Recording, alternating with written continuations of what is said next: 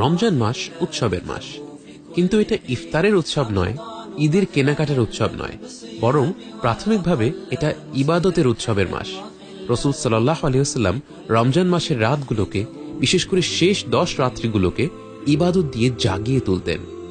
আমরা সবাই এই মাসে কম বেশি যার যতটুকু সামর্থ্য বিভিন্ন ধরনের ইবাদত করে থাকি। আমরা বাকিটা বছর যতটুকু ইবাদত করতে পারি, রমজান মাসে আমাদের সবসময় চেষ্টা থাকে তার চেয়ে একটু বেশি ইবাদত করার। আল্লাহ রাসূল সাল্লাল্লাহু আলাইহি ওয়াসাল্লাম বলেন, আদ-দুআউ হুয়াল ইবাদাহ, দোয়াই হচ্ছে ইবাদত। দোয়া আসলে এমন একটি ইবাদত যার মাধ্যমে আমরা আল্লাহর সাথে একটি আন্তরিক সম্পর্ক গড়ে তুলতে পারি। আমরা যে কোনো অবস্থাতেই, যে কোনো পরিস্থিতিতেই আল্লাহর কাছে দোয়া করতে পারি।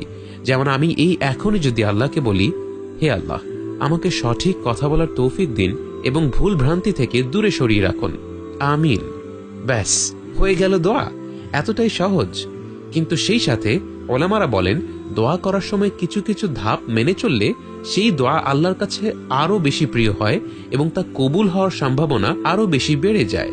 ইনশাআল্লাহ আমরা এমন 4টি ধাপের ব্যাপারে আজকে জানবো, এবং যখন আমরা একটু সময় নিয়ে দোয়া করার সুযোগ পাবো, তখন এই ধাপগুলো মেনে দোয়া করার চেষ্টা করব। শুরুতেই আল্লাহর প্রশংসা করা। এটি আসলে সুন্দর আদবের মধ্যে অন্তর্ভুক্ত। আমরা যেমন কোনো মানুষের সাথে সাক্ষাৎ হলে তাকে সালাম দেই, কুশল বিনিময় করি, তেমনি দোয়া যেহেতু আল্লাহর সাথে আমাদের কথোপকথন, আমরা তার সাথে কথা বলার শুরুতেই হুট করে আমাদের চাওয়াগুলো না বলে আগে তার প্রশংসা করলে দোয়াটা আরো সুন্দর হয়। আমরা বিভিন্ন জিকির আযকার দ্বারা আল্লাহর প্রশংসা করতে পারি, কিন্তু আর কিছু জানা না থাকলে শুধু আলহামদুলিল্লাহ রাব্বিল আলামিন বললেও আল্লাহর প্রশংসা হয়ে যায়। 2 নম্বর, এরপরেই আল্লাহর রাসূল সাল্লাল্লাহু আলাইহি ওয়াসাল্লামের উপর সালাওয়াত বা দরুদ পাঠ করা। নবীজি সাল্লাল্লাহু আলাইহি ওয়াসাল্লামের উপর দরুদ পাঠ করাও আসলে একটি আদবের বিষয়। কারণ আজকে আমরা দোয়া করতে পারছি কারণ তিনি, আল্লাহর অশেষ রহমতে, আমাদেরকে এই দ্বীনের শিক্ষা দিয়েছেন। তার উপর দুরুদ হচ্ছে এমন একটি দোয়া যা সবসময় কবুল হয়।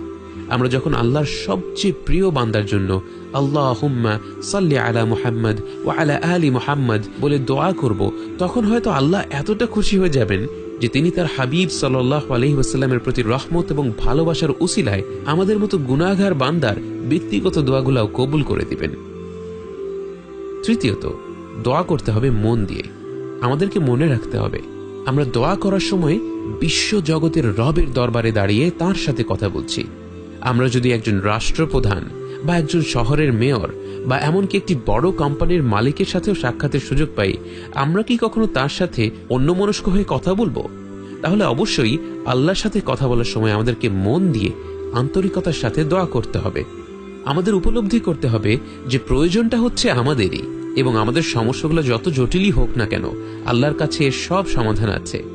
অতএব আমরা মন দিয়ে আকুল হয়ে আল্লাহর মাহাত্ম্য উপলব্ধি করে এবং আমাদের ক্ষুদ্রতা অনুভব করে দোয়া করব।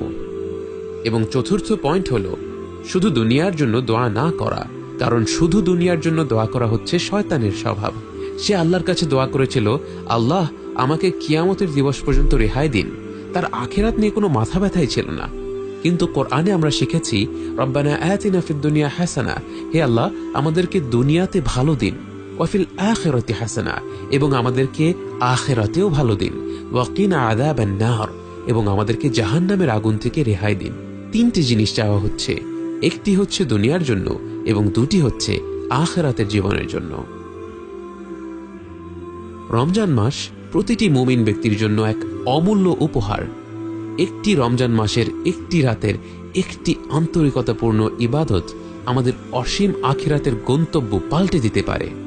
আমরা মহিমান্বিত এই মাসে সব অবস্থাতেই আল্লাহর কাছে দোয়া করব। রাস্তায় চলাফেরার সময়, কোনো কাজের ফাঁকে, কোথাও অপেক্ষা করতে করতে, কোনো কাজ শুরুর আগে বা শেষ করার পরে। কিন্তু বিশেষ করে আমরা যখন ব্যক্তিগত কিছু সময় পাব, নির্জন কোনো কোণে বসে আমরা যেন এই উপদেশগুলো মেনে ধীরস্থিরভাবে আন্তরিকতার সাথে আল্লাহর কাছে আমাদের সব চাওয়া পাওয়াগুলো তুলে ধরি। আল্লাহ আমাদের সকলকে সুন্দরভাবে দোয়া করার তৌফিক দান করুন, আমিন।